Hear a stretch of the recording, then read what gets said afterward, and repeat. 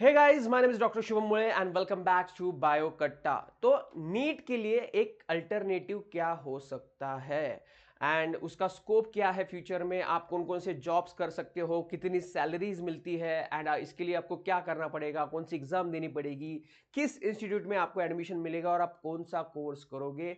इस सब के बारे में जो है हम इस वीडियो में जो है वो बात करने वाले हैं। तो अगर आप इस चैनल पर नए हो तो एक बार सब्सक्राइब जरूर कर लेना एंड एक दिल वाली कमेंट भी छोड़ देना ताकि मुझे आपसे प्रोत्साहन मिले कि आपके लिए मैं ऐसे ही इंफॉर्मेटिव वीडियोस जो है वो बनाता रहूं।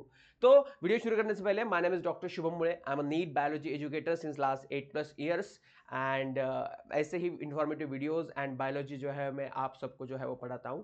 तो देखो, आपको अगर नीट देनी है या नहीं देनी है, या फिर आप नीट के बारे में इतना श्योर नहीं हो, तो आपके लिए एक बेस्ट इंस्टीट्यूट अवेलेबल है, that is ISR, that is Indian institute of science and research, जो काफी सिटीज में जो है वो अवेलेबल है। लेकिन इस फील्ड में जाने के लिए आपको जो है वो सब्जेक्ट के बारे में जो है वो काफी रुचि होनी चाहिए, आपको जो है वो बहुत पसंदीदा सब्जेक्ट होना चाहिए, क्योंकि ये फील्ड जो है वो mostly it's about research.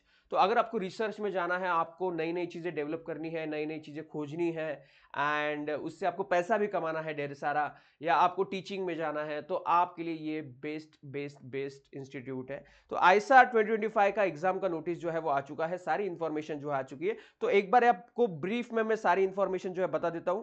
ISR जो है, ठीक है, वो अलग अलग कोर्सेज को जो है वो ऑफर करता है। जैसे कि ये 5 ईयर कोर्स बीएस या MS, that is bachelor of science, और एमएस जो है वो ऑफर करता है अलग अलग इंस्टीट्यूट्स में।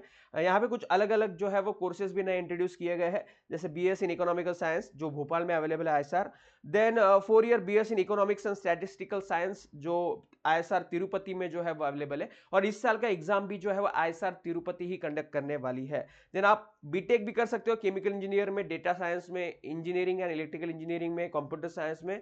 कहाँ से? तो आप आईएसआर भोपाल से जो है ये कर सकते हैं। तो ये नए नए कोर्सेज कुछ अवेलेबल है, लेकिन बीएस एंड एमएस जो है वो सारे आईएसआर में जो है वो अवेलेबल है। तो एलिजिबिलिटी क्राइटेरिया क्या है कि आप तो एक तो सबसे पहले इंडियन सिटीजन जो है वो होनी चाहिए, तो दैट इज वेरी ऑब्वियस। ठीक है, आपका क्लास 12 जो है वो सीबीएसई या किसी स्टेट बोर्ड से जो है होना चाहिए, जो रिकॉग्नाइज है। देन आप जो है ये एग्जाम कब अटेंड कर सकते हो, ये इस साल का चेंज है, बहुत बड़ा चेंज आया इस साल, कि अगर आपका जन्म 1 अक्टूबर 2000 के बाद हुआ है तो आप इस साल के एग्जाम के लिए जो है वो एलिजिबल हो, अगर आप ओपन कैटेगरी से हो तो। और अगर आपका जन्म 1 अक्टूबर 1995 से हुआ है, आफ्टर हुआ है, तो आप जो है वो एससी कैंडिडेट के हो, या फिर एसटी कैंडिडेट हो, या पीडब्ल्यूडी कैंडिडेट हो, तो आप 1990 के फाइव वाले बच्चे भी इस साल जो है वो एग्जाम दे सकते हैं। तो इससे आपको पता चलेगा कि यहाँ पे कोई भी जो है वो रिस्ट्रिक्शन नहीं है कि आपने कौन से साल में जो है वो क्लास 12 का एग्जाम जो है वो दिया है। So no restriction. पिछले साल तक जो है वो काफी रिस्ट्रिक्शन थे, लेकिन इस साल से कोई भी रिस्ट्रिक्शन नहीं है। ठीक है, आपकी सब्जेक्ट कौन से होने चाहिए? आपका एक तो पीसीबी ग्रुप होना चाहिए या पीसीएम ग्रुप होना चाहिए, जनरल भी होगा तो भी चलेगा, कोई उसमें प्रॉब्लम नहीं है। ठीक है, अब आपको मार्क्स कितने चाहिए क्लास 12 बोर्ड में, यहाँ पे एलिजिबल होने की है। तो आप अगर एससी एसटी कैंडिडेट हो या फिजिकली हैंडीकैप कैंडिडेट में आते हो, आप पीडब्ल्यूडी में आते हो, तो आपको मिनिमम 50% एग्रीगेट चाहिए, ठीक है, क्लास 12 में। एंड अगर आप जनरल कैटेगरी से हो या बाकी कैटेगरी से हो, तो आपको मिनिमम 60% जो है वो चाहिए क्लास 12 में, तभी आप जो है वो एडमिशन ले पाओगे। ठीक है, सो अब यह एग्जाम कब होने वाली है? अब इसके लिए भी एक टेस्ट देना पड़ता है आपको यहाँ पे एडमिशन लेने के लिए, जिसको हम कहते हैं ISR aptitude test, that is IAT, जो होने वाली है इस साल संडे को, 25 मई को। ठीक है, सुबह 9 बजे जो है वो होने वाली है, various centres across the country. ठीक है, एंड देखो, नीट की एग्जाम तो 4 में होने वाली है, तो आपके पास 20 दिन का और एक्स्ट्रा समय होगा एग्जाम पैटर्न को समझने के लिए, सिलेबस को समझने के लिए, जो मैं आपको बताऊंगा कि क्या करना है क्या नहीं एट लेटर स्टेज। ठीक है, तो ये आपको जो है वो करना होगा, तो ये इसके लिए आप प्रिपेयर रहना। ठीक है, देन रिजर्वेशन पॉलिसीज भी है एस सी के लिए, यहाँ पे रिजर्वेशन अवेलेबल है 15%, एससी के लिए 7.5%, एसटी के लिए, ओबीसी के लिए 25% of the seats, physically handicap के लिए 5%, एंड कश्मीर माइग्रेंट्स के लिए भी यहाँ पे स्पेशल जो है वो रिजर्वेशन है, ईडब्ल्यूएस के लिए भी है, एंड ईडब्ल्यूएस। एंड अगर आप ओबीसी नॉन क्रिमिनल सर्टिफिकेट लाने वाले हो, तो आपका वो सर्टिफिकेट होना चाहिए 1 अप्रैल 2025 के बाद का। ठीक है, तो ये चीज भी आप जो है वो ध्यान में रखना। अब इंपॉर्टेंट डेट्स कौन से यहाँ पे आते हैं, आप अब ये पोर्टल जो है एग्जामिनेशन पोर्टल यहाँ पे शुरू हो जाएगा 5 मार्च 2025 को। जब फॉर्म आ जाएंगे मैं बता दूंगा इसी चैनल पे, तो सब्सक्राइब कर लेना, ठीक है। और कैसे भरना है ये भी बता दूंगा। बंद हो जाएगा 15 अप्रैल को, मतलब लगभग एक महीना 10 दिन तक यहाँ पे ये खुला रहने वाला है।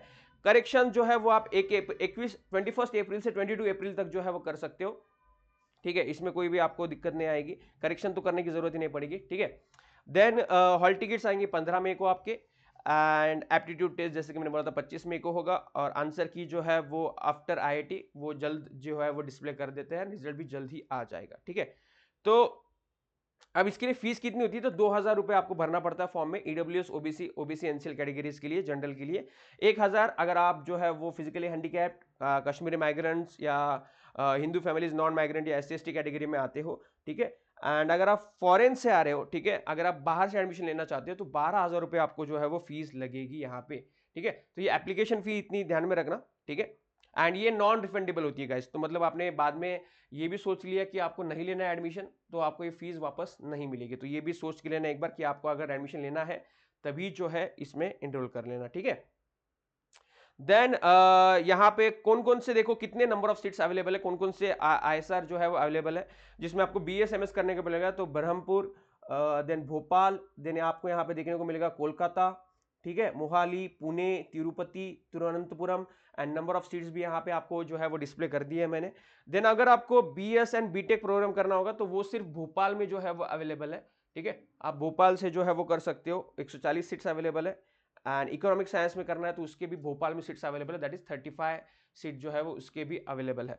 इसके अलावा अभी तिरुपति में भी 50 सीट इसके अवेलेबल है, तो टोटल 2333 सीट्स जो है वो अवेलेबल है अक्रॉस द कंट्री अगर आपको आईएसआर में जाना है तो, ठीक है। अब सिलेबस पे आते हैं, फिर मैं जॉब पे आऊंगा एंड स्कोप पे आऊंगा। तो देखो सिलेबस वही होता है जो आपका क्लास 12 का सिलेबस है, जो आप नीट का प्रिपरेशन करते हो या जेई का प्रिपरेशन करते हो। तो अगर आपको नीट के थ्रू देना है, अगर आपका बायो ग्रुप है तो आप पीसीबी का एग्जाम दोगे, अगर आपका मैथ ग्रुप है तो आप पीसीएम का एग्जाम दोगे, ठीक है। ऐसा नहीं कि आपको मैथ भी देना पड़ेगा या जनरल रखना पड़ेगा। आपका बायो ग्रुप है तो आप बायो से दोगे, आपका मैथ ग्रुप है तो आप मैथ से दोगे, तो ये एप्टीट्यूड टेस्ट भी इसमें इंक्लूड हो जाएगा। और इसमें सवाल जो है ना वो ज्यादातर कंसेप्चुअल आते हैं गाइस, ऐसा नहीं कि लाइन टू लाइन एनसीईआरटी आएगा या line to line state board आएगा। आपने जो जो भी कंसेप्ट सीखे हैं फिजिक्स केमिस्ट्री मैथ या बायो के, उस कंसेप्ट के ऊपर एप्लीकेशन के ऊपर आते हैं। मतलब अगर आपको सफिशिएंट नॉलेज है नीट का तो आप आराम से एग्जाम जो है वो क्रैक कर सकते हो, ठीक है। इसके लिए कोई एक्स्ट्रा तैयारी करने की जरूरत नहीं है। अब अपॉर्चुनिटीज क्या क्या होती है आईएसआर के बाद, इसके बारे में थोड़ा सा डिस्कस कर लेते हैं। तो देखो आप बीएस करोगे फिर एमएस करोगे, आपको बीएस एमएस करना कंपलसरी है, उसके बाद आप आपकी फील्ड जो है वो चूज कर सकते हो। 80 to 90% ऑफ द लोग जो है वो पीएचडी करते ही करते हैं आफ्टर आया। तो आप क्या कर सकते हो, पीएचडी में एनरोल कर सकते हो, तब आपका स्टाइफन चालू हो जाता है। 30 हजार से लेके 70,000 तक का आपको स्टाइफन मिलता है रेप्यूटेड इंस्टीट्यूट्स में। तो पीएचडी करते करते आप आर&डी में भी घुस सकते हो, that is research and development में। बहुत सारी मल्टीनेशनल कंपनीज होती है जिनको रिसर्च में जरूरत होती है, फार्मास्यूटिकल हो गया, मेडिकल हो गया, इंजीनियरिंग बैकग्राउंड का हो गया, तो उसमें रिसर्च टीम होती है एक, हर एक कंपनी में अपनी एक रिसर्च टीम होती है। तो उस टीम में काफ़ी वैकेंसीज होती है, तो आपको ये जॉब करते करते आप पीएचडी भी कर सकते हो, तो पीएचडी में स्टाइफन भी मिलेगा आपको और जॉब का भी आपको जो है वो मिल जाएगा। एवरेज सैलरी अगर आप आर&डी में घुसते हो तो वो शुरुआत में, ठीक है, शुरुआत की दो बात कर रहा हूं मैं, वो 4 लाख से लेके 12 लाख तक का पैकेज आपको आराम से मिल जाता है, ठीक है। तो बाकी आपके स्किल्स के ऊपर डिपेंड है, आप जितना स्किलफुल होंगे, जितना आपका रिसर्च में इंटरेस्ट होगा, जितना आपका नॉलेज होगा, उस हिसाब से पैकेज वेरी भी कर सकता है। मोस्ट ऑफ द जो सिंपल वे चुनते हैं कंपनी में जाने के बजाय, दैट इज टीचिंग में। तो आप पीएचडी के लिए इंटरल हो जाते हो तो वेरियस यूनिवर्सिटीज में अक्रॉस द कंट्री आप किसी भी यूनिवर्सिटी में जाके प्रोफेसर की जॉब जो है वो ले सकते हो, और प्रोफेसर का सैलरी जो है वो 70,000 से स्टार्ट हो जाता है, एंड वो लगभग लगभग जैसे आपका एक्सपीरियंस बढ़ते जाता है वो 2 लाख 3 लाख 5 लाख तक भी जा सकता है ओवर द ईयर्स, ठीक है। तो वो depend upon institute and depend upon आपका एक्सपीरियंस, बढ़ते ही जाता है सैलरी, लेकिन मिनिमम आप पकड़ोगे तो एक कॉलेज प्रोफेसर का अच्छे कॉलेज रेप्यूटेड कॉलेज प्रोफेसर का सैलरी आपको 2 लाख पर मंथ जो है मिनिमम मिलता ही मिलता है, ठीक है, over 2 to 3 years of experience, ठीक है। देन आप स्टार्टअप भी शुरू कर सकते हो, आपका जैसा मन है उसके हिसाब से। एंड आप जो है वो गवर्नमेंट एग्जाम भी दे सकते हो, एडमिनिस्ट्रेशन में जा सकते हो, यूपीएससी वगैरह क्रैक कर सकते हो, आपके हिसाब से आप कोई भी गवर्नमेंट एग्जाम यहाँ पे दे सकते हो। सो ये था overall information about ISR. Hope आपको ये वीडियो पसंद आया होगा। तो make sure you like and share and subscribe with your friends, अपने दोस्तों के साथ जरूर शेयर करें एंड आईएसआर का फॉर्म जरूर भरना। एंड अगर आपको ये वीडियो पसंद आया तो एक छोटा सा हार्ट जो है कमेंट सेक्शन में डाल देना, या कोई भी डाउट हो तो पूछ लेना, मैं इसका रिप्लाई जरूर दूंगा। मिलते हैं अगली वीडियो में, तब तक के लिए बाय बाय, जय हिंद।